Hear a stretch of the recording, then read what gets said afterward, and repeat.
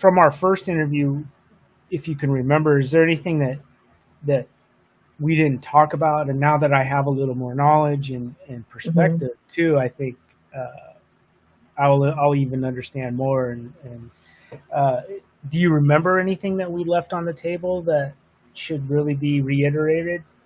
You can ask me anything you like. I could just tell that situation in the United States get a little bit worse because the breed became a little bit more popular. So it's a lot of breeders popping out and everywhere, and a lot of dogs ending up now. A lot of dogs, not just random. A lot of dogs end up in the shelters, rehomed because people who should not have this type of dogs getting them very easily. So this has definitely changed in the 4 years after we talk. So it get worse. Yeah, talk a little bit about that. What are the common mistakes with people that want a Central Asian and then they get one and they realize they've made a huge mistake for them? Yeah, like why it's happening like that? Because people are watching more social media.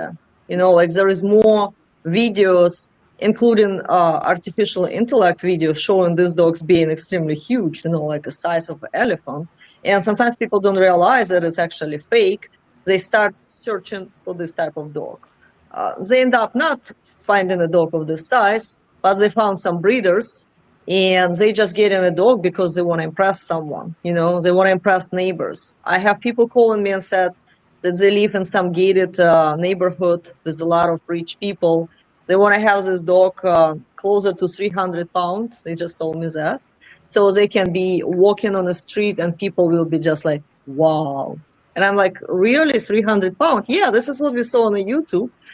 I told them that they want to have a first. They're not existing in this size, and second, this is their own intentions to take the dog just to impress someone, and they probably got it from someone else because I just didn't like the conversation at all because it was just wrong, you know.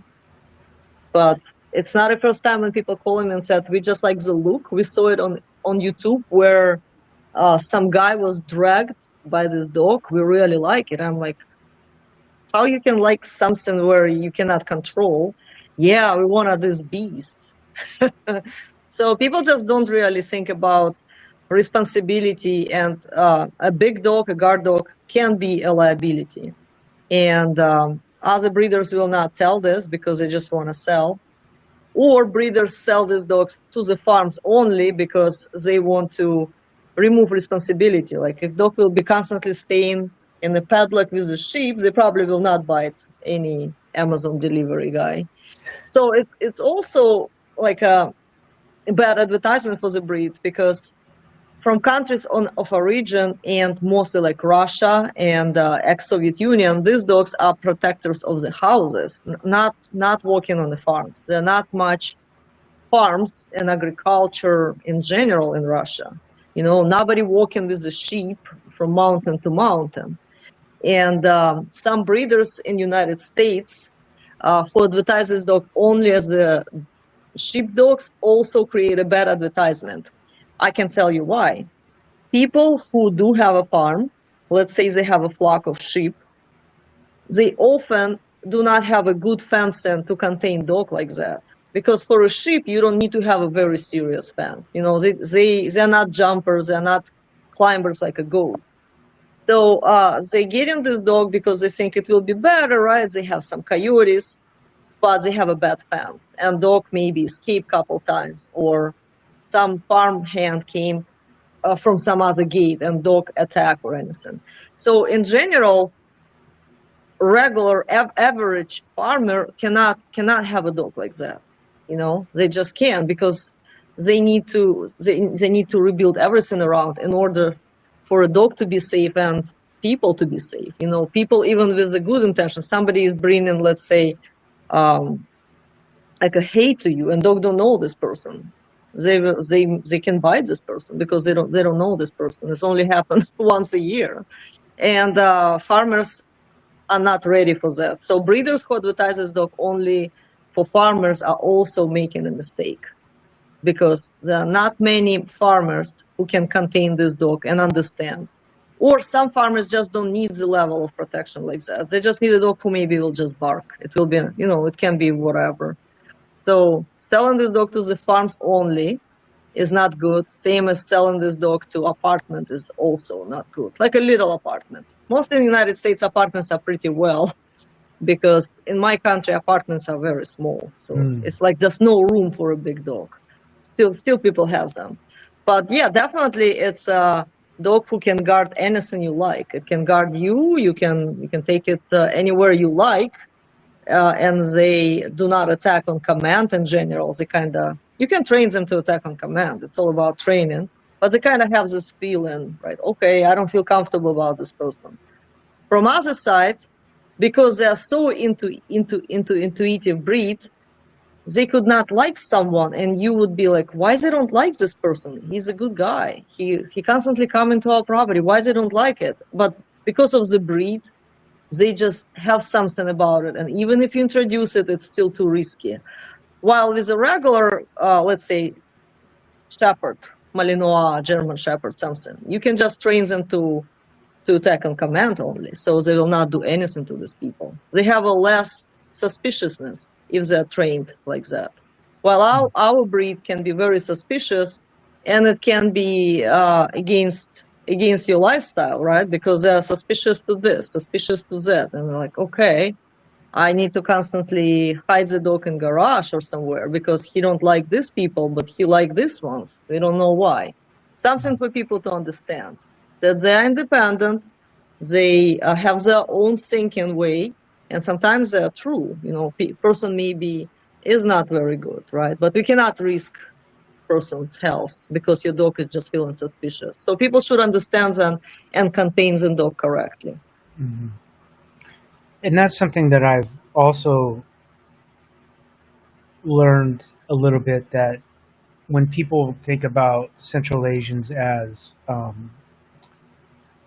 livestock guardian dogs, is they don't realize this. There's different variations, and it depends on what region you're from. And the dogs that seem to be popular to the people who aren't understanding these breeds and these dogs are the kind of dogs that you have, and they don't realize those dogs are more. And this is just, and correct me if I'm wrong, but this is how I've learned it.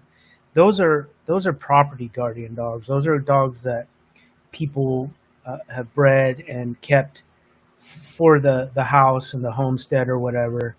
And the dogs that you see in the mountains and Azerbaijan or wherever it may be, those dogs are different. They're different lineages. They may have similar genetics, but they're not the same. You know what I mean?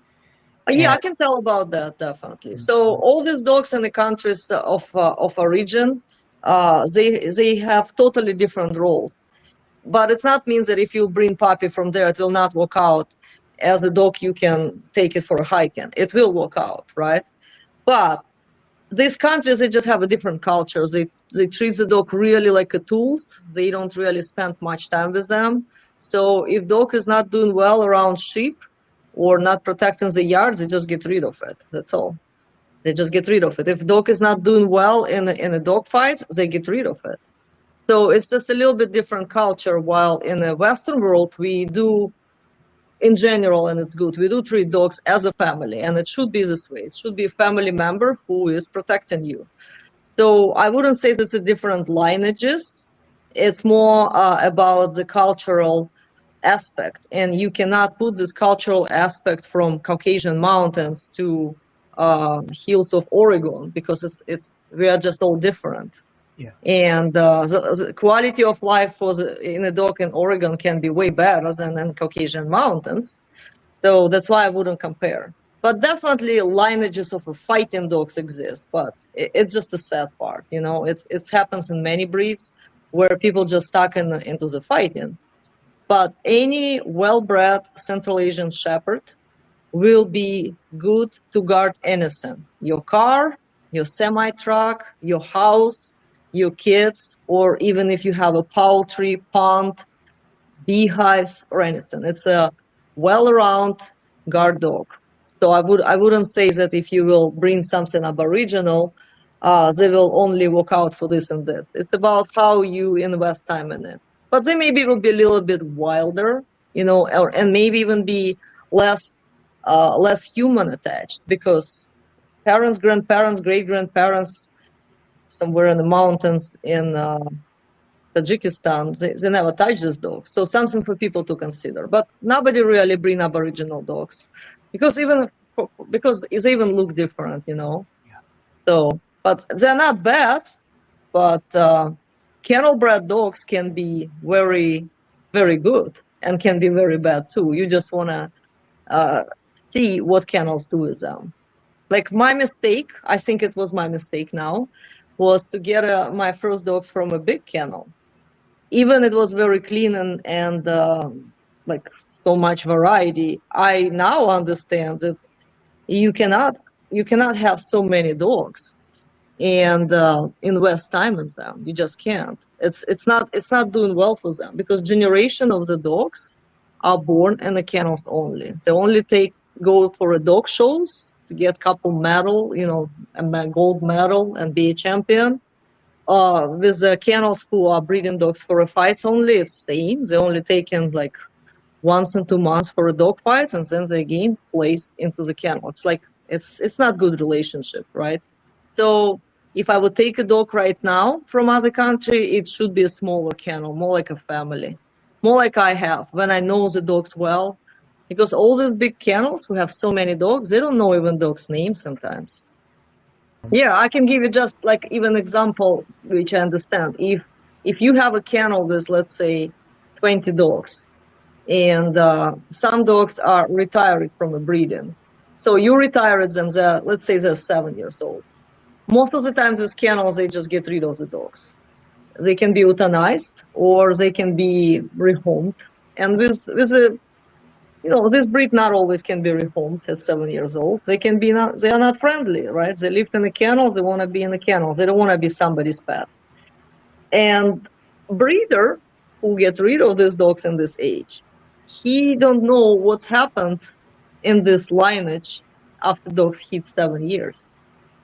And it's a lot of information how dog is getting old, what disease can appear in this age, and the temperament even can change, because they just like reproducing new.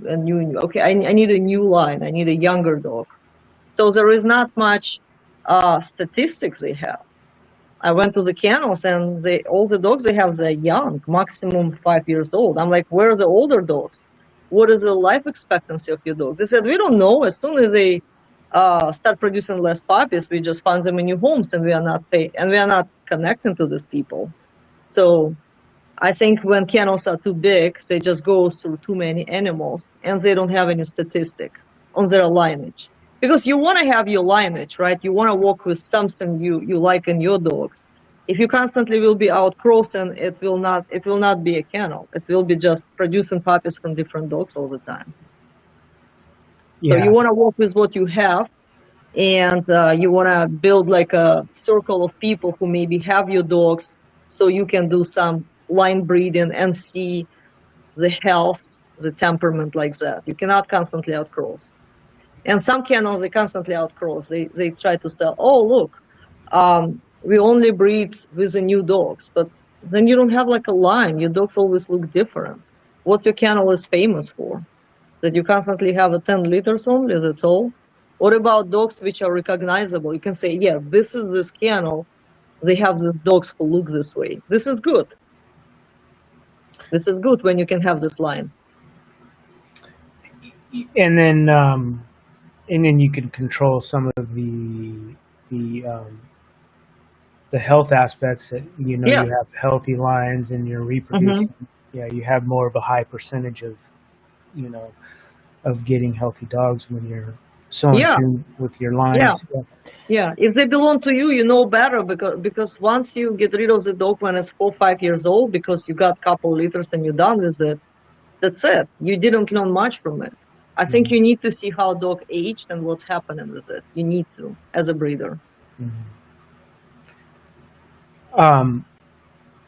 We kind of touched upon it when we were before we really started getting into it, is the new popularity of these dogs, and how there have been a lot more bred and put into the public, and now you're seeing dogs that are being rehomed or put into And shelters and stuff. euthanized in the shelters, because if this type of dog go to their own hands, and they will do everything to screw it, which is pretty hard, because these dogs, you already told me, right? Easy potty training, this and this. They are very intuitive, but people still can screw it because they screw their Labrador before. Yeah. And then it's very hard to find a new home. Even the dog is not bad, but it's already have such a bad habits. As example, it's a 160-pound dog who cannot be walked on a leash. Who can have it? Nobody can have it. Yeah. So the dogs can lose their life just because of that. Yeah. And what are some of the things that you would say to people that were thinking about this breed, and sway them other ways, or if they are a good fit, then explain what that is. When I talk to the people who want to apply for a puppy, I mostly talk about that it's not an easy breed. It's not an easy breed, and I ask them about their dogs, and I tell them what relationship you have. And most of the time people say, oh, I have a great German Shepherd, but he likes to escape our 4-foot fence and running in the neighborhood, something like that. I'm like, okay, so for me, it's already signs that people have a hard time to control the German Shepherd. So I'm asking them why you want to have a Central Asian Shepherd. They can easily climb over this 4-foot fence because this dog is big, and they maybe will bite the neighbors, not just barking at them or anything. And they just have no answer for me because they tell me, I just saw this dog on the YouTube and it's so beautiful. So I tell them, maybe you can read my first book. What else I can tell? Just read my first book and see if you need this breed, because it's a serious guard dog. But if they hear no from me, they probably will go and buy it from a breeder who will just sell them no matter what. And then later on the Facebook groups, I see, okay, dogs is for a homeman from this kennel, and breeder is not helping to find a home. It's very sad, because it's hard to find a new home for the dog once it's mature, because people are creating uncontrollable dog, not aggressively uncontrollable, just physically hard to control. You cannot take it to the veterinarian. You cannot like people not teaching the dogs to jump in the car, as example. They said, my dog's refusing to go in the car. What do you mean? They're telling me when the Central Asian Shepherd is 60 pounds, oh, he's refusing. I'm like, what you will do when he will be 140? What you will do? And they said, oh, wait, maybe we'll invite a veterinarian who will come. Yes, but maybe dog don't like somebody coming to the house as well. So it's just a mistake people do with the regular breeds. Mistakes with Central Asian Shepherd can be more serious because of the dog size, I would say, because it's a bigger breed, harder to control. Yeah. Yeah, no, our little things, like, perfect example is getting them in the car. They're not a lab or a German Shepherd or a Malinois where they'll just, you say get in and they jump right in and they're happy and excited and everything. No, they're very they're a thinking dog. They're like, why am I going into the car? What is this? Every time I go into the car, I'm either going to the vet or going for a long ride that I don't want to go on. Yeah. Or it's too hot in the car. It's like, oh my God, it's too hot in the car. I don't want to jump there, because dog is already thinking how it will make him feel. While herding breeds and terriers, they just like, yeah, oh, kind of suffocating. They notice it later because they just like have a different like a short fuse. Yeah, I jump in the car. Yeah. Oh, I can breathe. But while livestock guardian dogs, they will be thinking, okay, it's kind of hot. It's kind of too hot. They're realizing too much. So this is something people should understand, that this breed is they sinking, and it's not means that they are stubborn. They're thinking, and sometimes they know better. But you want to train the dog so it will not constantly have their own "I know better," because it can work against you one day. I'm not going anywhere with you. I don't like the leash. I know people who have these dogs and they import them. They didn't got it from me, so they didn't have any support from me, because I support my customers. They can call me and ask any questions. They can email me. they import these dogs, and their dogs cannot be taken on the walks at all because they didn't train them to walk on a leash, and now they have, let's say, two brothers who are each 140, 50 pounds, and they cannot take them anywhere. And that's it. And the trainer will not come there, and you cannot bring this dog to the group. It's just like, that's it. And dogs are okay, right? Dogs are okay, but they can kind of like feral animals, you know, they're not in tune with the owners anymore, because you want your dog to do anything you think you need it. This is how you need to train the dog. You think you need to go to the car, the dog is going with you in the car. Maybe it's kind of don't want to do it, but it's still doing it. And this is a part of training any dog. You cannot let the dog do much I don't want or I don't feel like. You want to show the dog that I decided for you in this case. And with a lifestyle guardian dog, it's need to be even more, because they will start thinking differently and it will be very hard to make them change their mind. Jumping in the car with these breeds is one of the problem people create from a young age. They leave the puppies when the puppies are young. Instead of let them climb in, I said let them climb in and help them with the leash. They constantly pick it up, and then it's 100 pounds. They can't, and that's it. And then it's not happening. They cannot take dog anywhere. Why not to take the dog walk in the park, right? Socialization is good. They cannot take dog anywhere. Yeah. That's all. I want to have this huge 300, 400 pound dog, but even when it's 80 pounds, they're already struggling. Yeah. So I always talk about it, and I said, I always ask, can you control the dog on a leash when it's over 100 pounds? Because, you know, dogs are low to the ground. They can pull you very much. Are you ready to use a prong collar? No, we will never use a prong collar, only on the harness. I'm like, okay, you want to have this dog on the harness. Okay, that's good. I don't know. I'm not selling you if you're really against using the correct tools, which can help you to lead this dog. Not this dog will lead you. So yeah, I try to tell people how it is, and how serious you need to be around your surroundings, about equipment you have on the dog, because it is big dog. They will break this easy, China-made leashes and collars.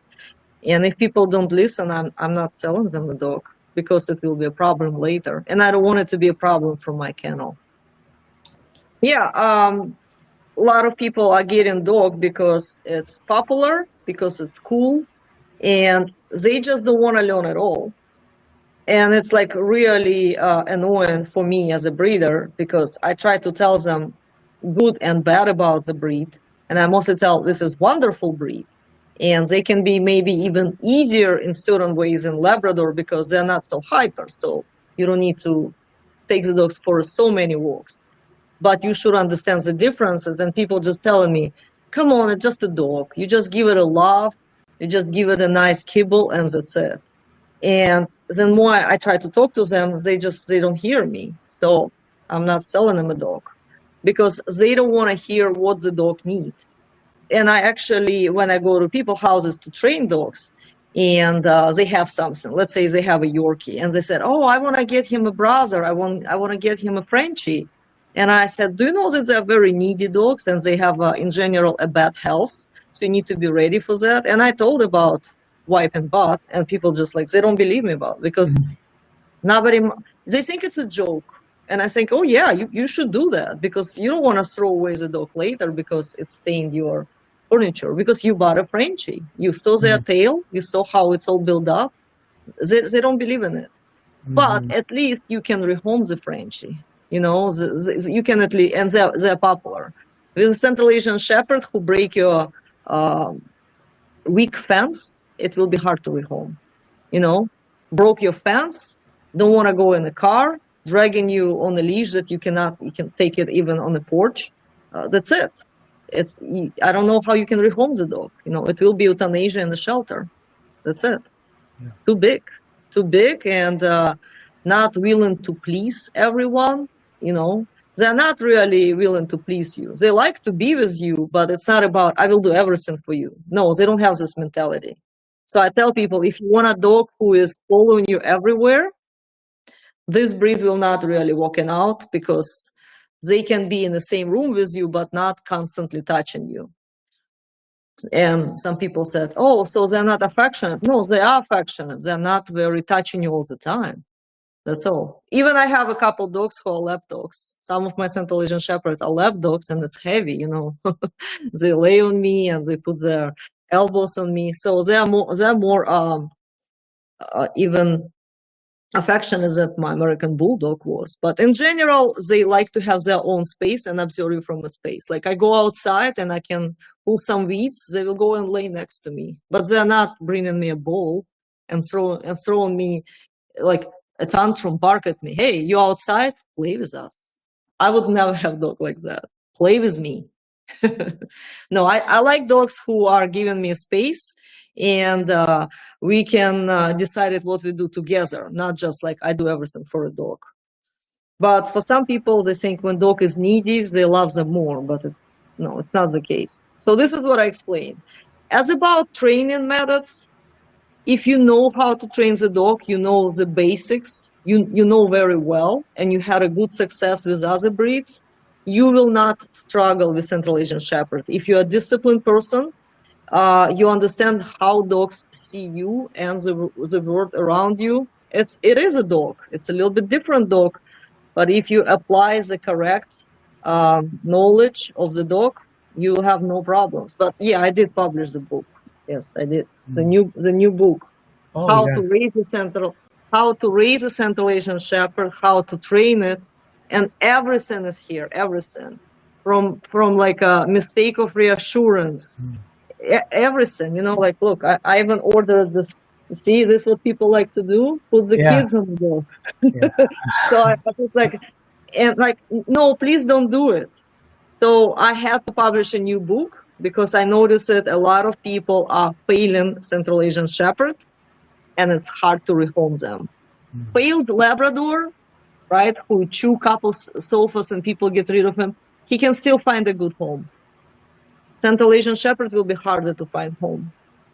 So that's why I published a new book, and I can send it to people who are interested. Look how big it is. It's over 600 pages. It's a lot. It's a lot of reading. Yeah. So people can make less mistake. And this book actually will work out for any breed because it's not just like Central Asian Shepherd. It's a lot of knowledge of me, other trainers from other countries. So you cannot find it on Wikipedia or anything. How dogs see us as a family. This is a lot of that here. And I always tell people, you need to teach any dog, any breed, manners first. Manners of your household. How everybody needs to behave with each other. And after that, you can train anything, tricks and everything like that. And Central Asian Shepherds are not as hard to integrate in your family than Terrier dogs. You know, Terriers are just hyper. I don't know who I am. I don't know. I'm brother, I'm son.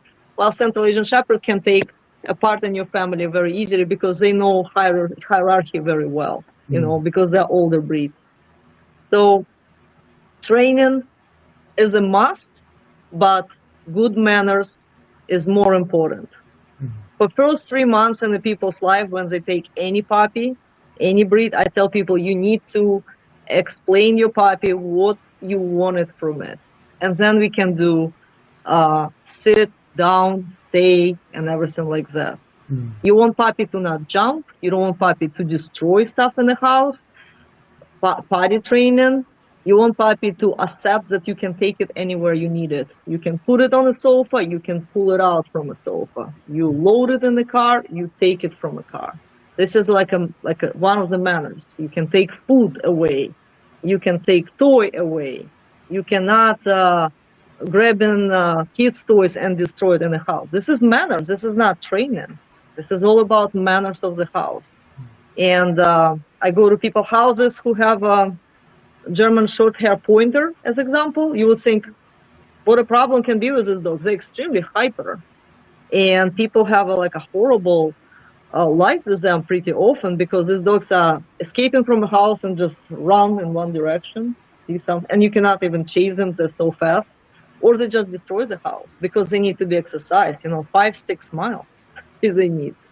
They need a lot of mental stimulation, while Central Asian Shepherds don't need to have a mental stimulation. They already think something themselves and they stimulate themselves. You don't need to make them tired in order to make them happy. This is what I like about lifestyle guardian breeds. Me too. Yeah, calmer and more in harmony with the person. When dog is for you rather than you for the dog. Dog needs to be for you. You want to have a dog who is going for a run with you, get a hunting breed, get a terrier. You know, you want a dog who is more needy and require more touch, and maybe get some kind of bulldog, right? Do you want to have a dog who don't require much walks? Again, get a bulldog. They cannot physically go for a long walk. That's it. So they will be okay. That's all. But no, people don't understand that. They don't understand that. They look at the dog as something cool for now, and they buy the dog by the impulse. That's all. Yeah, but training of Central Asian Shepherd is not as hard as manners and discipline of the family. So if family have a dysfunctional relationship as human, they will have crazy dogs of all breeds. Yeah, I agree. Yeah, that's all I see all the time as a trainer. I go to people's houses, people crying, people say the dog is horrible. I do whatever I do with this dog. The dog is wonderful. With them, it's horrible. How can it be this way? Yeah, that's the hardest part, I think, as I see for people, that serious trainers like yourself, is like you're managing more human behavior than sometimes you are the dogs, right? Yeah, people often have like a no common sense, and they just don't understand what they want. If you don't know what they want, why expect your dog to understand what it is? That's why dogs are biting everyone who come to the house, and it's not even like a guard dog, because the dog is doing whatever they want. They destroy, they pee, they poo. They have this like a non-stop anxieties. People telling me, Central Asian Shepherd have less anxieties like that. But if people create anxiety in a breed like that, it's harder to treat. It's harder to treat because destruction of the house will be way bigger, right? They can take the door out. So I tell people, are you ready to do the initial 4 months? You need to really train the dog. And you cannot be positive only. You want to show the dog what is it good and what is it bad. And if people told me, oh, it sounds like too much effort, I'm like, okay, good, you told me, because I'm not selling a puppy. If it's too much effort, bye. That's all. The good breeder is not making much profit on the dogs because they enjoy their dogs as a family. I talk about like a perfect breeder. They have a profit from a litters. Yes, it should be this way. But like I said, if you have just 3-4 liters a year, just example, right? You cannot live on this money. I don't know how much these dogs need to be expensive. Or you have a very frugal type of life if you can live on this money only. Plus, dogs are life creatures, right? You can plan the litter and you think, okay, after that I can go on a cruise after I sell this litter. And it was just a one puppy born. And you spent, and it was a C-section, as example, right?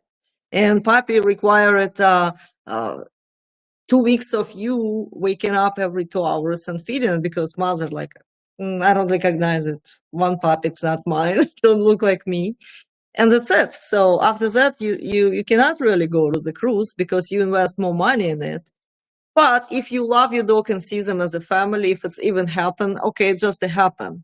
But if it's all you just like really, oh my God, it screw my plans, financial plans. Now I cannot do this and this. It's just like wrong. But it's just from beginning, the thinking is wrong, because making money on the animals, unless it's for a meat or eggs and fur, you cannot do this on the dogs, even if they are popular breeds, because they're live creatures and they're really attached to you if you're a good owner. So you cannot have like 10 dogs living in garage all the time and just popping up the litters. Even if it's nice and clean and air conditioned and everything, you need to spend time with them. You need. And how you can spend time with the 10 dogs, even if they're small, because some of them maybe are not very friendly. You cannot take them to the yard; they will be fighting, you know.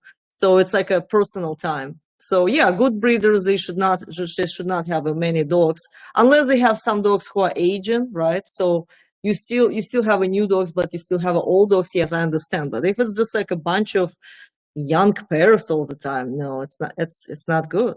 Like I have a chicken coop. I cannot have so many chickens. They start fighting with each other. They're not happy if it's overcrowded. So I constantly need to make soup from older ones. You cannot do this with a dog, and you shouldn't find them constantly in new homes just because she's not producing new puppies anymore. Oh, she had a 6 cesarean section. We need to rehome this lilac French bulldog. She's not a family. Why she cannot age in your home? Why? So it's just a state of mind. If breeders would think more about the happiness of their dogs, they would not sell the puppies to their own hands. Because some of my clients, they telling me that they would like to have a Central Asian Shepherd for a man, but they will buy a Frenchie for a wife. And I'm like, okay, will your wife will participate in training and raising a Central Asian Shepherd? Oh no, she don't want to do anything with it. She just want to have a cute Frenchie, you know, in the car, sitting on the front seat of the car. And I don't know if it's a good family for that, because husband want to have this dog because it's a badass dog, and wife want to have a Frenchie just because it means that you spend a couple thousand on it. I don't think that it's a good home for Frenchie or Central Asian Shepherd. That's what I see it.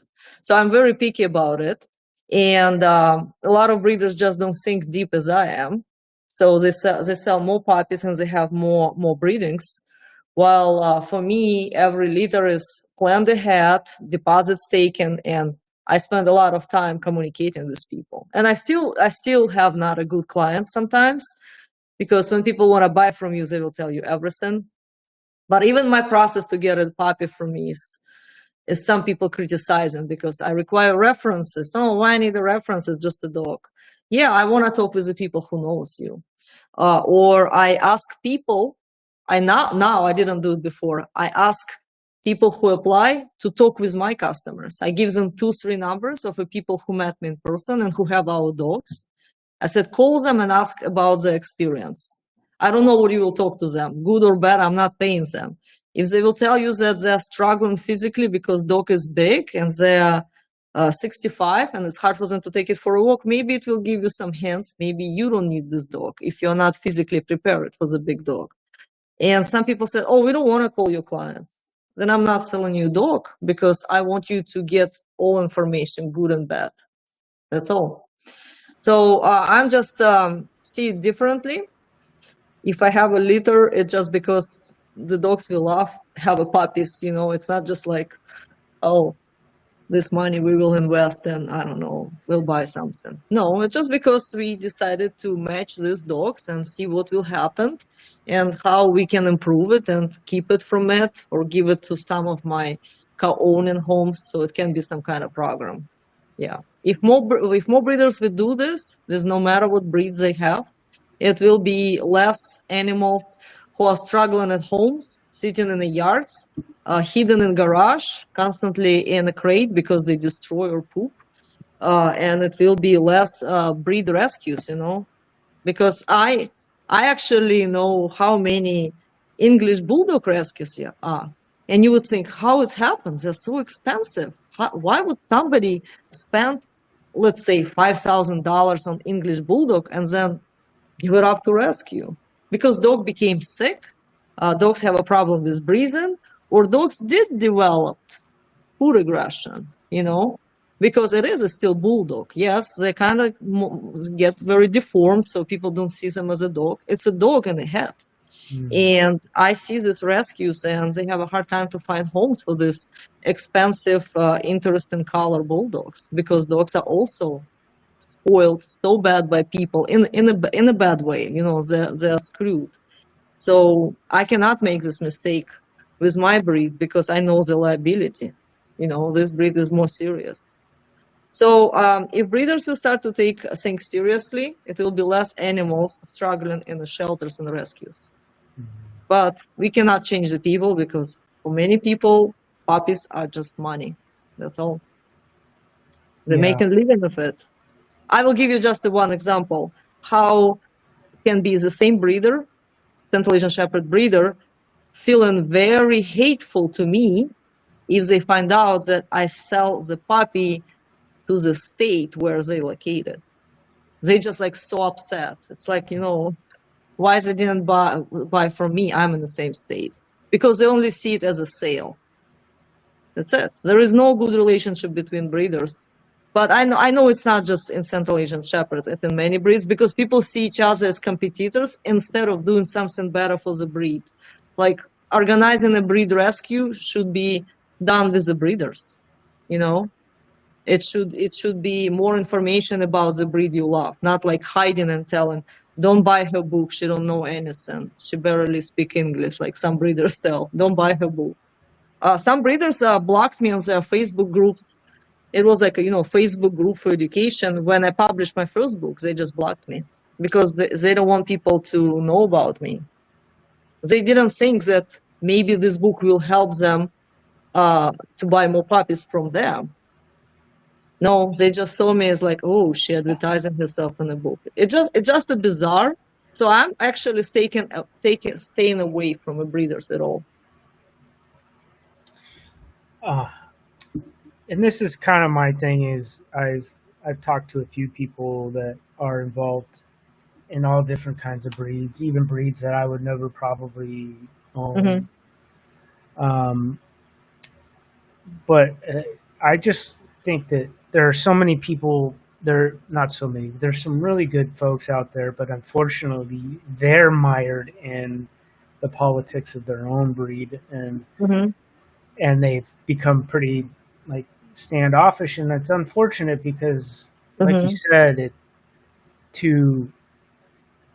a sign of a healthy breed is breeders working together for things like rescue and making sure that dogs don't slip through the cracks as much as possible, because you're a good steward for the community and your breed. And they don't, like you said, they don't look at it like that. They look at it like everybody's in competition. And, you even get people that will befriend people. And the whole idea is to get information from them, like they're some sort of intelligence operative.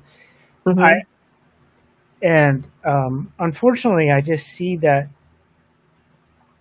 first off, that's not good business. A good business person, a guy that owns a coffee shop that is profitable and treats his employees well, he's not worried what the next man's doing. He's worried about making profit for his business and to maximize his output and do it in a way that best suits himself and his community. And so I see a lot of people who shouldn't be breeding, B shouldn't be in any kind of people business. They should go to work 40 hours a week, get paid, come home, and find something else to do, because they don't have the temperament or the personality to be able to do that. And it takes somebody who is willing to work with people, is willing to tell people the truth, even though it's uncomfortable. Yeah, and all the time. And willing to guide people who are willing to learn and are eager. And you have to, I'm sure there's been times in your life where you're like, hey, I just kind of want to relax next to this lake here. But you have taken the time because you have said, I've dedicated myself to this, and I'm not going to go against my word or it takes all of that. Like my wife's a realist. She works full time and she does real estate full time. How does she manage? I don't know, but she manages to do that because she's able to first set boundaries with people, tell them the truth when they need to hear the truth, and then provide time even though her energy level is on low. But if you don't have that passion or that burning desire, don't get involved. Specifically with the animals, specifically with the dogs or cats, because it's not a livestock, it's not something, it didn't work out with this pair of sheep. We just eat them later, right? That's okay. It's a livestock. You cannot behave like this with the dogs or cats because they see you as a family. So you need to think about it. So if you are a breeder who producing just the puppies and you don't care what lives they have, it will not end up well. It will all turn against the breed later, you know. So I see it all the time because I have a lot of I train dogs. I go to people's houses, and I don't have much customers with the French bulldogs. You know why? Because people don't train them at all. They don't see them as a dog. They see it as a something which is not trainable. Some French bulldogs I had as the clients, they were not potty trained even at year old. And I'm like, how it's even happened? Oh, somebody told us at Facebook that they cannot be potty trained. I said, yes, they can. It's a dog. And they need to be taken for walks. And they need to know this and this. And they just look at me. I came there because they have another dog, you know, for training. They have like a Labrador who pulls them on a leash. But French Bulldog who is pooping everywhere in the house, they just leave like that. Yeah, I have a little more patience than I should, and I've made mistakes too. And I agree with you 1,000%. And you know, I could tell people learn from my mistakes on this. I have always had a sense of like here's the line that you're not going to cross as a dog in my house, and we always we have that, and we have a foundation of expectations that we have for our dogs and how they manage in life. But you're right, with small dogs, we even make that mistake. We've allowed more than we should have, and I've even allowed a little more than I would have, even with my English Bulldog. He passed away at 12, just late last year. It's a great age. Yeah.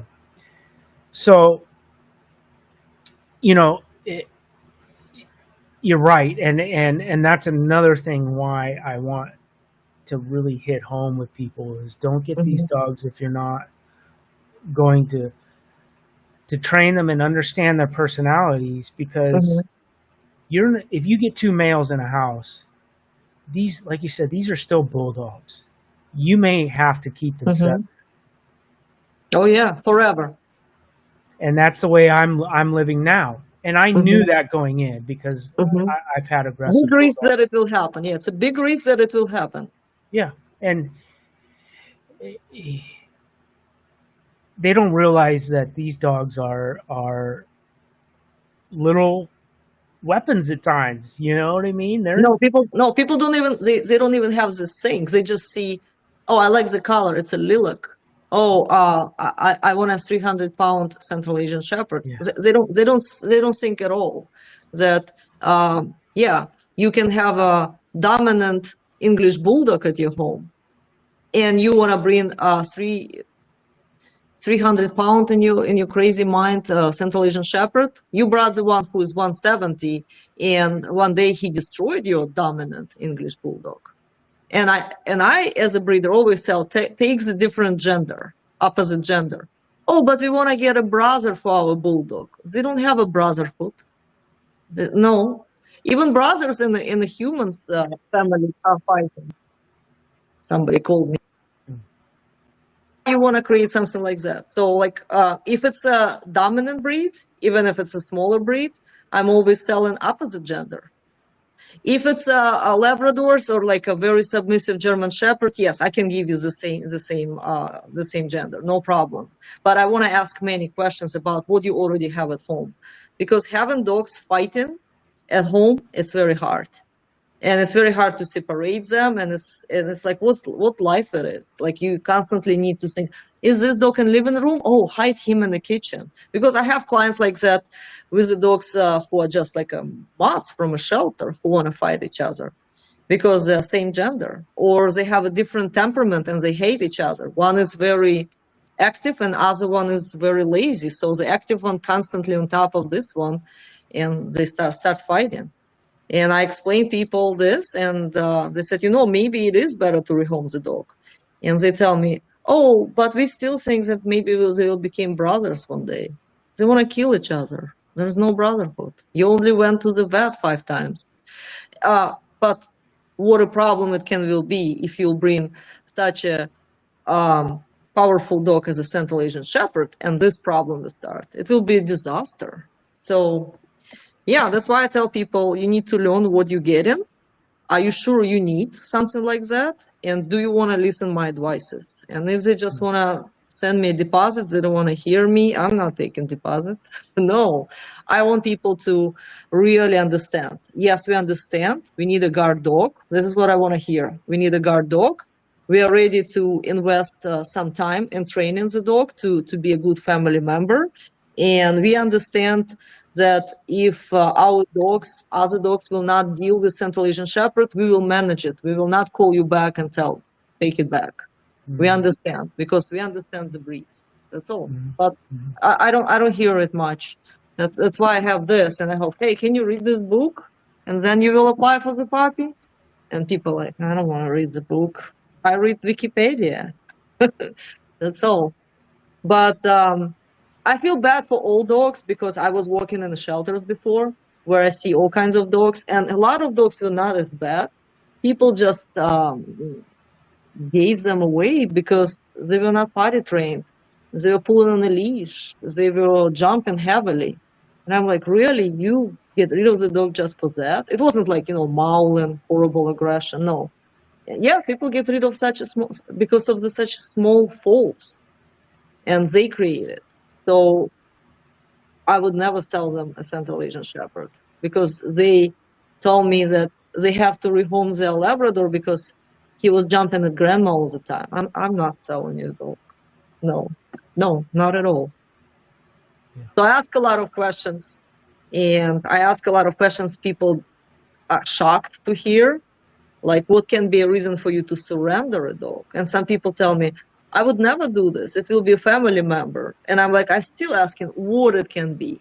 A growling, food aggression, jumping through the fence, lot of hair, drool, what it can be. And then they start thinking. But at first, when you ask them this question, they're like, how you can know? It will be our baby boy.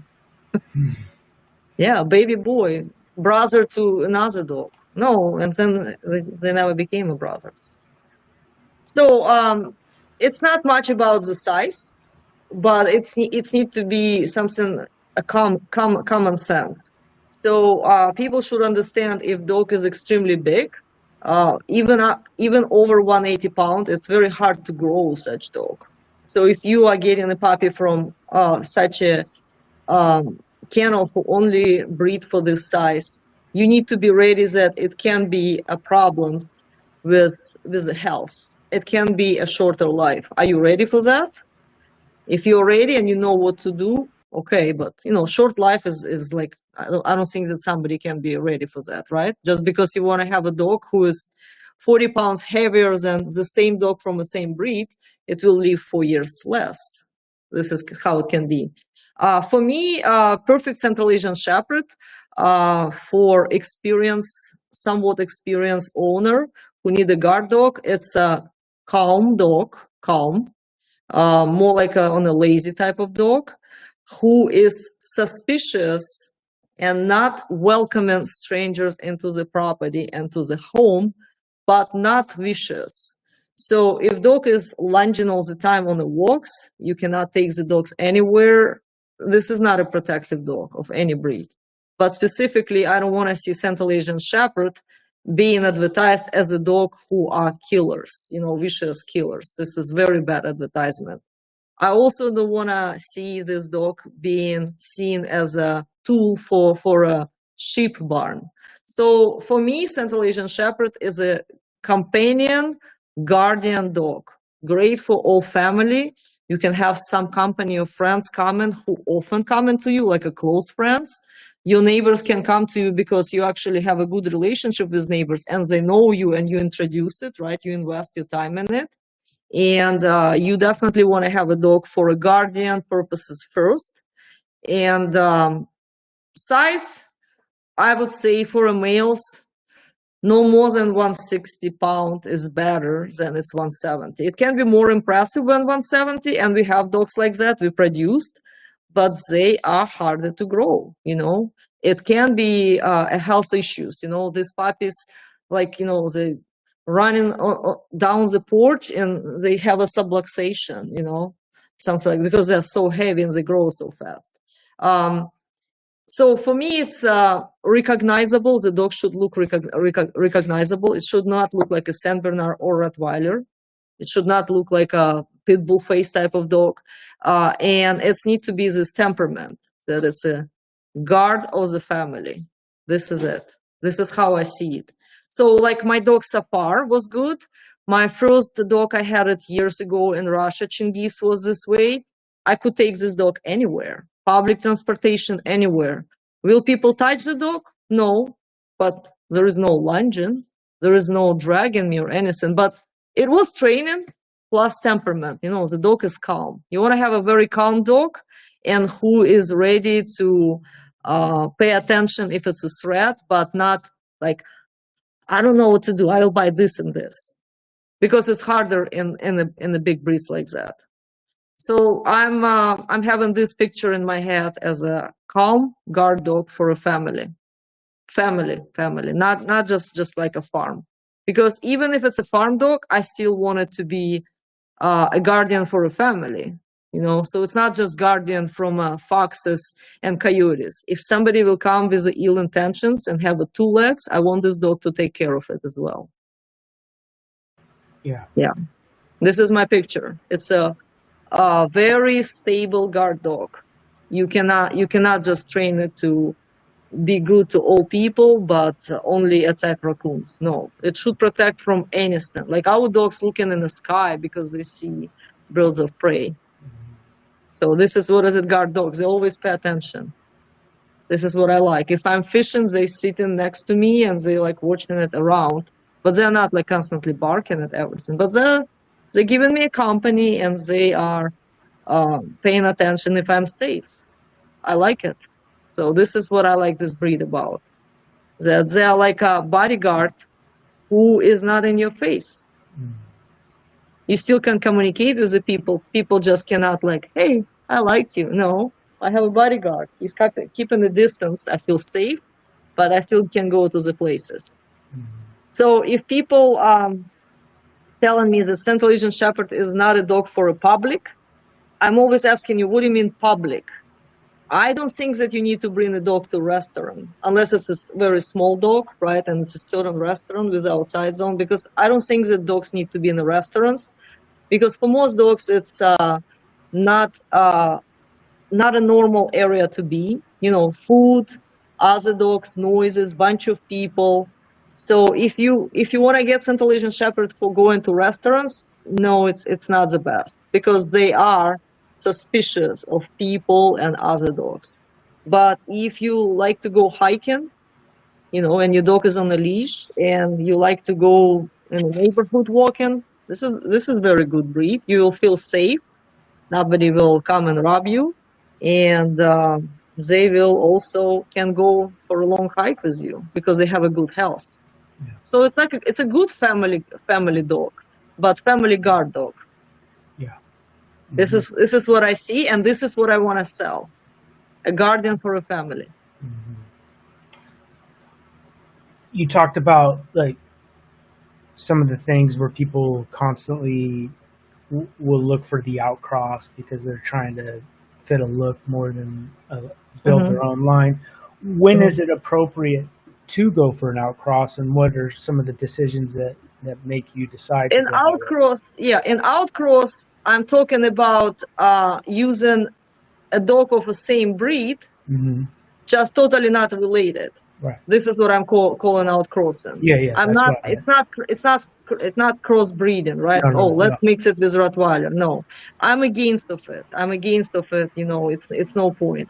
Outcrossing can be done, but you need to know your line very well, and it's so hard to tell because some of the genetic disease There is no test for this. There is no way to predict it. So when you walk in with the same lines, not very closely, right? But at least you know the lines, and you communicate with the breeders because you're in good relationship. You can predict something. Every time you outcross something, like, oh, we will import the dog from mountains of Afghanistan. You never know what you can bring with this dog. So be ready that maybe it will be something you wouldn't like. The litter will be not what you want it to be. So it's some kind of like a risk when you outcrossing so far, when you bring in like a totally new branch in this breed. So I was thinking about it, doing some breeding of my dogs with dogs who are more aboriginal, but people who brought this dog, they struggle with them because they are more suspicious and kind of reactive than kennel bred Central Asian Shepherd, kind of like more reactive. And also the look they have. They are very dainty, like a skinny legs, skinny body. So as a breeder, I also need to think about the recognizable look. I don't want a Central Asian Shepherd look like a Border Collie. And if I will breed a pretty good size female dog, let's say she's 135 pounds, with Aboriginal bloodlines male, who is just about 90 and has this like a structure, the puppies will be probably very strange looking. So I don't know if somebody would even like them. So the breed should look like the standard. So breeders should look at the standard. That's what I say. And if you're constantly outcrossing and you don't know what is standing behind it, you can definitely end up with some very serious disease you can bring into your kennel, like genetic disease. So how to avoid it? You need to have a good relationship from a kennel you bring in this dog. So they need to be very open. And a lot of breeders, they're not open because they don't want to talk about problems. So that's why I try to work with the kennels I know, and I met the great grandparents myself. So I'm like, oh yeah, I would like to kind of outcross, but I still know the dogs in the 6th generation. This is what I see it. Not just like it's like totally blank page. You can do it, but maybe it will be risky. Right. So I wanna know what I'm working with. So it's not like totally mystery behind the dog. And when what is your thoughts on Central Asians in the show world? Like, because I think UKC. Yeah, UKC. They are recognized by UKC. Some of my dogs are UKC champions, and they are half recognized by AKC. If we will talk about shows in general right now, the shows for beautification for any breeds, sadly, they are not doing any good for any breed of dog. You know, right, how bulldogs get deformed because the standard is getting like they cannot breathe, too short of the legs. Basset hounds, right, where it came from. Everybody knows about poor German Shepherds, show line German Shepherds. It should not be such a word as a show line dog. This is like wrong. It's for me, it's just like you need to escape from people who advertise their dog as a show line. What do you mean show line? No. The dog should be looking and behaving as it bred for. If it's a pointer, I want it to point. I don't want it to have a perfect shaped ears because standard said so. Also, I don't want to have a pointer who will point but look like a husky. So it needs to be something recognizable. Nowadays, shows are all about just get a lot of titles, not for betterment of the dogs. I remember dog shows in late 80s when they were finding the best breeding pair in the show. So the clubs actually were working with the breeders and try to create a stud books in different ways right now, so they can make it better for a breed. Right now, it's all about you got your title and you're cool. And you breed with other dog who have 5 titles. You have 4 titles. He has 5 titles. It's nothing for a betterment of the breed. Or judges often don't understand the breed. With the Central Asian Shepherd, because it's a rare breed, a lot of judges never seen them. They don't want to read about them. So when you bring the dog to the dog show, they expect is that it should behave like a Labrador or Yorkie, who you can pat everywhere, like go to go. No, Central Asian Shepherd. If you will read even UKC standard, it says it's reserved around strangers and it's have a dog aggression. But a lot of judges don't understand that.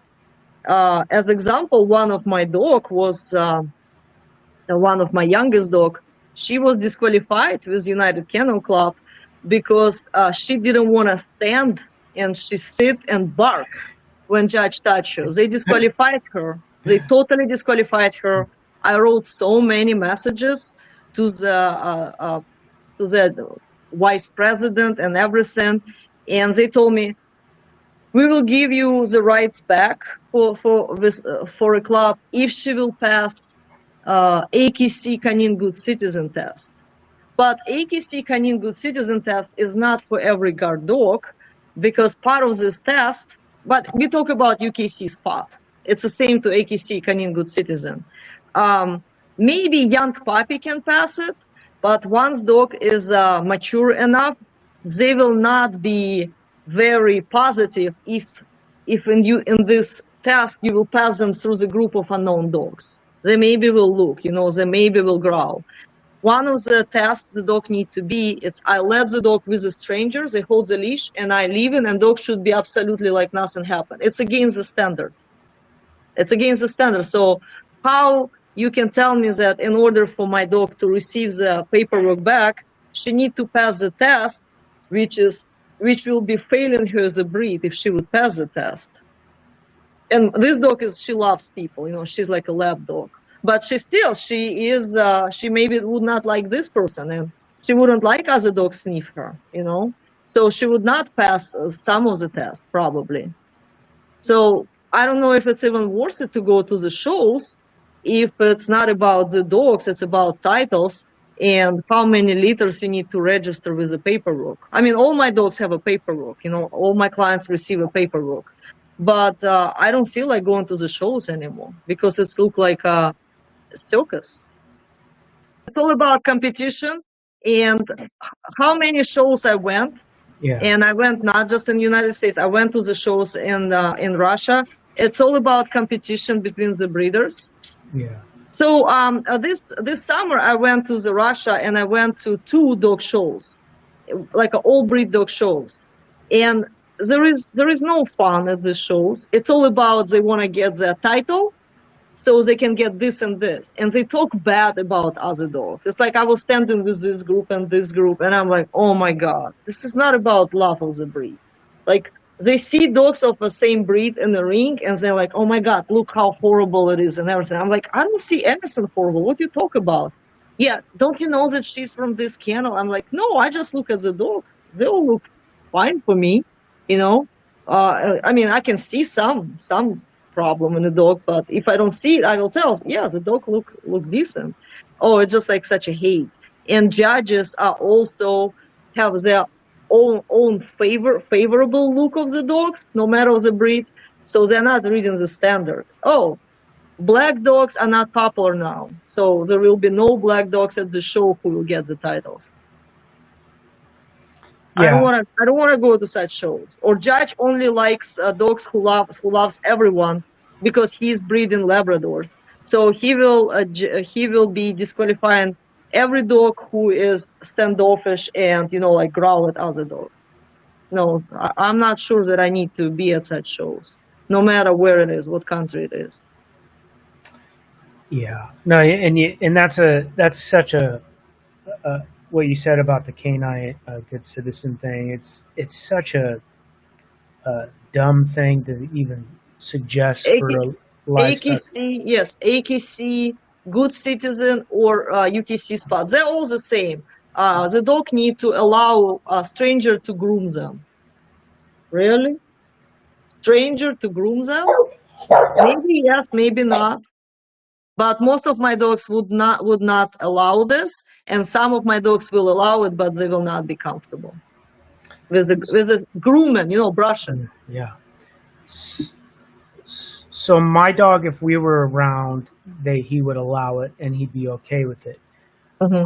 I would not feel comfortable like not being around and him. Yeah, Mm-hmm. but what you said too is that people don't get like, let's say I think my dog would do pretty good. He does good with other dogs that aren't show signs of aggression or are getting in his space when he doesn't allow it. He's really good. But if I'm in the middle of trying to get this good citizen award with my dog and another dog gets a little snippy with my dog, what's going to happen? He's going to dispatch that dog. Yeah. He's like, hey, no, you're not going to get aggressive with me. I'm gonna show you who's boss.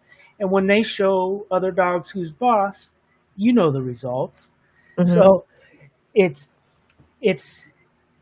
that people don't get the personality and what they're bred for. They don't understand the temperament of the breed. So when a club who should be educating other people about the breed and who actually create a standard for the breed,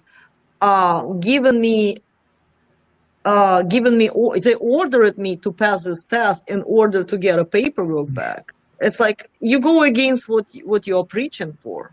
Yeah. That's all. So I'm not even dealing with it. And, I was explaining it. I was sending messages. And I did it like for 6 months. In the end, they told me I need to pass this test. And maybe my dog will pass it. But I think she maybe would not pass it going through other dogs. Yeah. Because when they need to go very close, It's like you go through the crowds with the people with other dogs. Crowds. It's not just like you walk in your neighborhood and you just passing by. It's like you go through the crowds. Yeah. I don't know why I even need to listen such orders. It just like sounds like, really? You tell me that?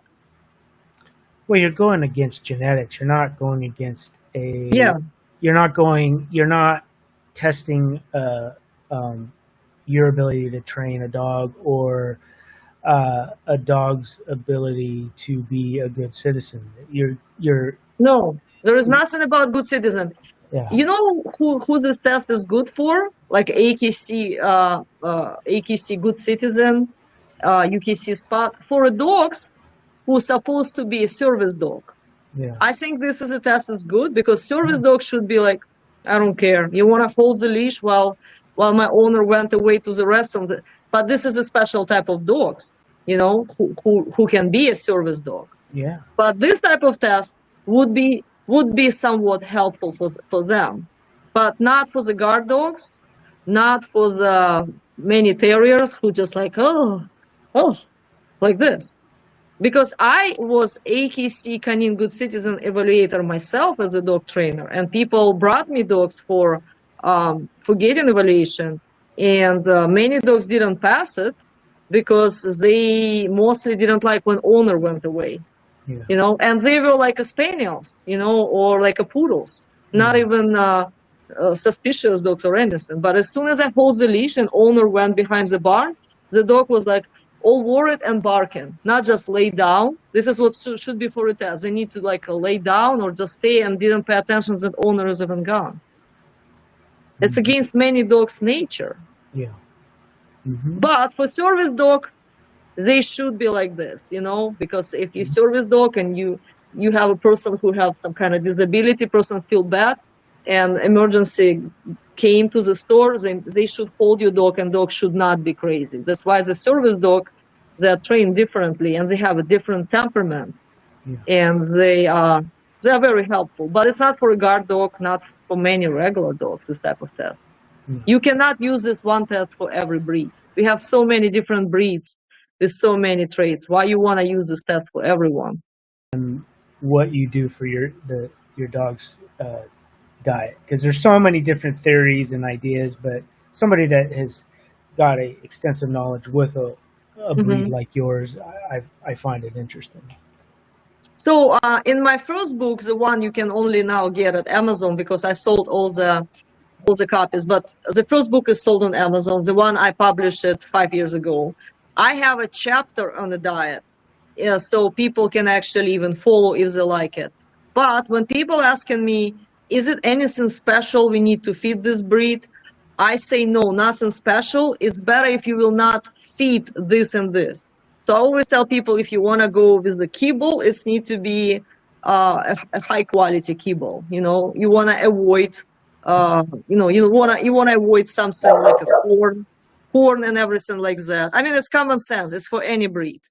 But I wouldn't say that Central Asian Shepherd requires special diet, because originally they came from 1,000 years of not being fed, and they were hunting and eating remains of after birth from a sheep or anything. They're not very picky for the food. But if you will feed too much, they can get probably fat. Even I cannot do it with my dogs.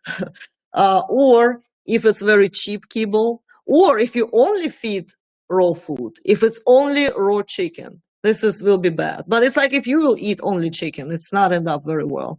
So I would say people need to use common sense when feeding their dogs. Central Asian Shepherd are not having like many food allergies. They have pretty strong stomachs, so they can eat this and this. It should be common sense. You know, you want to learn about the dry food, and if you want to supplement it with dry and raw, I think it's the best. My dogs really love when I cook them soup. Like today I will be cooking them soup, and this is their preferable food. I can tell that they really like to eat it. They eat it fast and they lick the bowl. And then they have like a, good stool and maybe shed less. While kibble is a hit or miss because it's still very processed food. So people need to use common sense. Like for us, you can have a good diet, you can have a who knows what you eat diet, and this is how you feel. But they're not picky for the food. No. If you can supplement a little bit of raw, that would be great. If you only can feed raw, let's say some farmers said, I will be only feeding my Central Asian Shepherd with raw only because we are butchering a lot of animals. It's not good. It will not be enough. It's need to be some vegetables. It need to be something. You cannot just feed the soft tissues all the time. You cannot give just the bones all the time. So it's just a balanced diet. Yeah. But I don't tell people that you need to stick with certain brand or anything. I tell people to avoid certain brands where like corn, or food have a different colors, right? That's it. Avoid this. But in general, if you want to give a kibble, maybe you can mix it with a raw egg, or you have some rice leftovers. You can mix some rice with the vegetables and give it to the dogs. It needs to be balanced, and not many. I feed my dogs once a day. Yeah. I do twice a day, but just for convenience because I have other dogs and other breeds. No, twice a day is fine. Twice a day is fine. Yeah, no problem. But it should not be free feeding. But I tell it to people not do free feeding because I'm a dog trainer. Free feeding is not good at all. And I tell people to just learn about the food, and read about the food. That's all. Everybody should do it. Even when you are buying food for yourself, you want to see what pesticides were used and everything like that.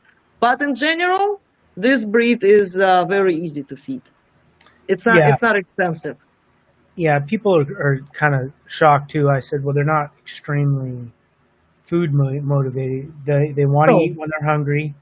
They won't pass up something, but they're not going to beg for it.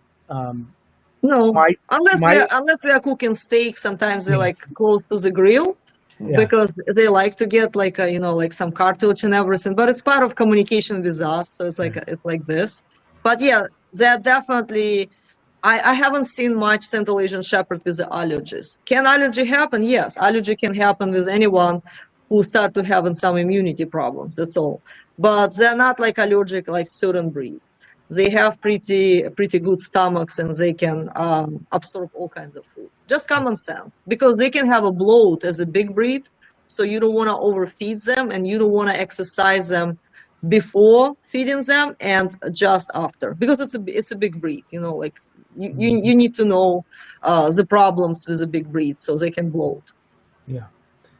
That it's just interesting how different they operate than what I'm used to, and like I said with the food motivation thing, it's it's there, you see it, but it's not like what I'm used to compared with the bull breeds and all of that. Not Even like my bulldog. No, he does it, which is funny. This is a funny thing for me, is there is one treat that he will, you could just see him perk up. A bone, nah, take it or leave it. But there's this one healthy granola type treat. I don't know exactly what it is. My wife knows. It was a healthy. We had a vet back in Missouri that was a breeder, and she was she's a reproductive vet, so she knew a lot about everything, and she said, get this treat, that it's healthy, and this is every once in a while, and it's good for their teeth and all that. For whatever reason, we pop that bag, and he is just like drool, and it's funny because I can get a bone, and the Frenchies are just like going crazy, and he's just like laying down. I'll throw it to him, and half the time it takes him like half hour to eat it. He'll just like sniff it, but this one particular bone, and they're like you said, cooking something really delicious like steak. Then that's when they like something like that. Our dogs really like bread, and they like bread. They like to eat bread. So every time I have some leftovers of like a bread, like an end part of the bread, they really like it. While other breeds maybe would not be so interested in it, but our dogs like bread. But like I said, I'm not making a big deal about the diet. It needs to be healthy. It needs to be fresh. It don't need to be spoiled. It cannot be spicy leftovers from your dinner. Definitely. It should be just common sense. People just, if person have a good diet themselves, they probably will think about that feeding the dog kibble nonstop for 10 years. Maybe it's not a good idea. Because growing up in the Soviet Union, we didn't have a dry food, and sometimes it was not even much variety of food you can get for humans. I mean, nobody was starving, but it wasn't variety, right? You cannot get steak. It would be some kind of like an old beef in the store. You chew it a lot. But we were feeding dogs mostly soups, like we can buy some bones and make a stock for a dog, add some grains into it, like leftovers of vegetables. That's what I know. Dogs were growing up like this. And kennels, specifically military kennels, were always feeding soups. And they had like one of the healthiest dogs who are shedding less, any breeds, let's say German Shepherds. So obviously variety of grains, variety of different meats, not always the best cuts, is way better than a kibble. That's all I can tell. But good kibble, I'm talking about like a very good quality kibble is not bad too. But in general, when you talk about very good quality kibble, it's similar on the price. It's actually more expensive than feed soups and raw diet. Yeah. Because some of these bags of extremely good quality kibble it's just very expensive, specifically for a big breed, or if you have two of them. They don't eat much, so it can be like between 3 and 5 cups. I mean, some breeds maybe eat a little bit more if it's extremely big one. They don't eat a lot, but it should be nice calorie intake and good protein as well. Yeah, common sense. That's it. I always tell people I cannot really advise you what kibble you need to go with, but don't use this one, like very cheap one. Please don't use these ones. That's all I tell. Last question is with some of the modern breeding practices, unfortunately, is there anything that has come about with Central Asians that you guys have to be worried about health-wise and conscious about the breeding with that? breeding practices, I can tell you that because people are getting lazier and we don't want to travel, we don't want to learn, people want to do everything fast. So what I noticed it with even Central Asian Shepherd is such one of the oldest breed on our planet. They start to have problems with the breeding because lazy kennels start to use a lot of artificial insemination. They don't want to travel to the stud. It's just, oh, it's too far away. I have no time. So it does create any problems. Then later the stud don't wanna breed with the female at all because he only get accustomed to artificial. But this is what human creating, and it is scary, Or litters are so big that females are struggling to deliver them, so it can be like harder for a dog to deliver because litters became so big. But I guess it's a problem for many breeds right now because people are seen as a business. So like, oh, I don't want to travel to other state to this good stuff and spend there maybe 5 days so they can have relationship and get bred naturally. I will just use artificial. And then the dog never even had a mating experience. It's always artificial. It's not good for anyone. Yeah. And it goes in any dog business, because people just, they don't want to do an effort because I prefer to travel. Like I said, I was traveling to Wyoming. It's very far away.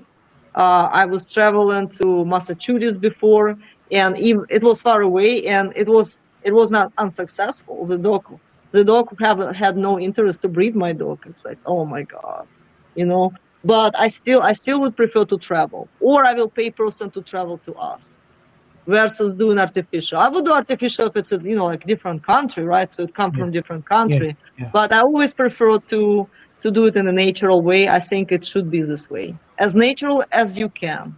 Yeah. Very interesting. Yeah. Why do you think the litters have become so large? Because of the artificial, or? No, because of the life is getting so easy for the dogs. So that's why. You would think it should be different. It should be less puppies because life is good. But no, more nutrition, better diet, more puppies can survive, didn't absorb. Because as I know, in the country of origin, they just maybe female had 7 puppies, but they just didn't make it. So only like 3 make it. Here we have a litter of 15. And even if the 3 puppies are really struggling and skinny, we will be helping them, right? And I'm not telling that you need to discard these puppies. No, I'm not telling this. But sometimes it's making a problem when you try to save as many as you can, while naturally, with the minimum care from a human, they probably wouldn't make it. Yeah, that's an interesting subject, and I've talked privately with some people that, that's sometimes we interject and we don't know the consequences of interjecting. Yeah, no, very. Yeah, it's a tough subject to have, but it's important, Yeah. Yeah, I can give you an example. I had a puppies couple times in the big litter. When as soon as they were born, they had a little bit different look. They had everything, they have an eye, everything was normal, but it was something different, like a longer face when they need to be. So, and then they died later, they just died. They were eating, but maybe not as good. Mother were licking them, but maybe as not paying much attention to them as others. I would say they have some kind of genetic problems, doggy Down syndrome. You never know. So maybe they had like a heart problems inside. It was some kind of like a problems inside. So they didn't make it. So there is, could they be saved? Maybe they could be saved, but they were not normal from beginning. So there is no reason to try to really do much if you see it. And as a breeder, I can see, oh yeah, this one look like a border collie. kind of strange. We never have puppies like that, you know, just like a extremely long face, like very skinny. Everything is skinny. Maybe it was not enough nutrition when it was a pregnancy. The nature already knows better. Should I just let the puppy struggle? No, I will let mother take care of it. Maybe I will do some milking because I think maybe it will get better in 2 days. Maybe I will try the best. But most of the time, whatever you do, it will not work out. Yeah. So when puppy is born and he need to have a surgery so he will be able to breathe normally, this is a mistake. I talk about with the stubby nose breeds. If you need to make a surgery to a puppy at this age so he can breathe normally, you need to think something about future of the breed. That's what I think. Even if you feel so sad for this puppy, but maybe you need to look at your breeding programs differently. Yeah, there needs to be some changes. For sure. And unfortunately, the only way I see it changing is the exact thing that I don't want to happen because I don't believe in it. Is the registry and the government colluding to force people. Yeah, but all these clubs, they are not government, you know. It's all about if people want to support the standard or not. Like, if people will be supporting standard of Central Asian Shepherd, where it will have a minimum height. Right now, Central Asian Shepherd only have a minimum height in the standard. If the club decided to increase the minimum height, everybody will start breeding a bigger and bigger breeds. It will be shorter lifespan, and it will be less quality life for the dogs. People need to advocate for not allowing clubs to do this. You cannot create dogs with a shorter and shorter face. You cannot dog having less and less clearance. You cannot only breed dogs who need to be minimum 27 inches. You know, you cannot constantly do this. So this is what it needs to be common sense because it's a live creature.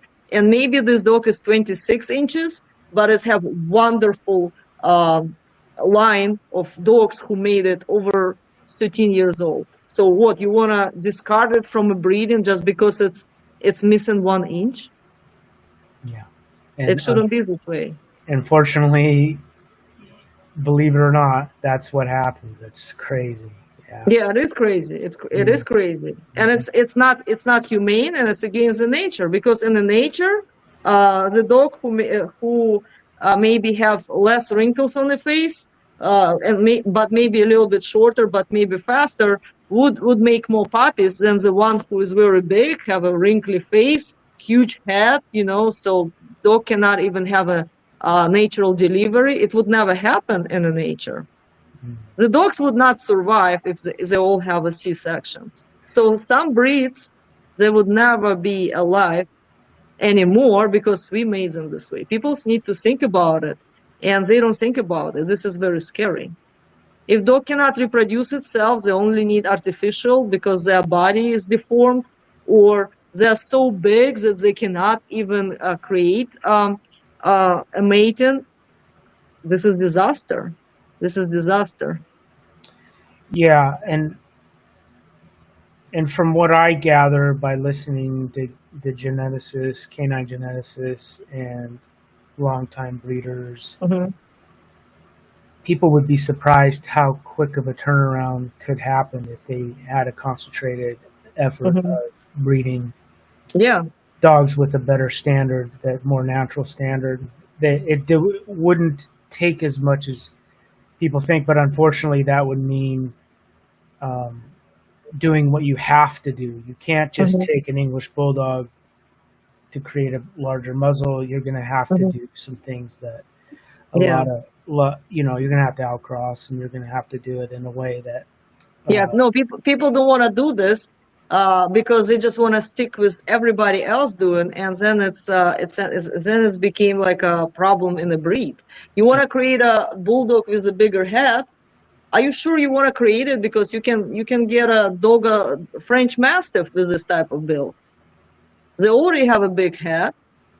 So why you want to do something like that? No, you still want to have a short little body, but the pumpkin head. So it's just this dog is not enjoying the life. And it same happening with Central Asian Shepherds. You know, they breed them for a size, for a bigger head, and they sometimes look just like a mutants. And they are very popular on YouTube. And people said, "Do you have such dog?" I'm like, "No," and I'm proud that I don't have it, and I'm not dealing with it. Can I have such puppy be born, which have a bigger head and like shorter legs or whatever? Yeah, it can happen, right? But I would never be specifically breeding for such trait. I'm looking at personality of the dog more than a look. Look should be just recognizable and go with the standard. Well, I really appreciate you taking the time out of your Saturday, and I'm sure that I'll have follow-up questions in the near future. Sure. Maybe we'll do a part 3. And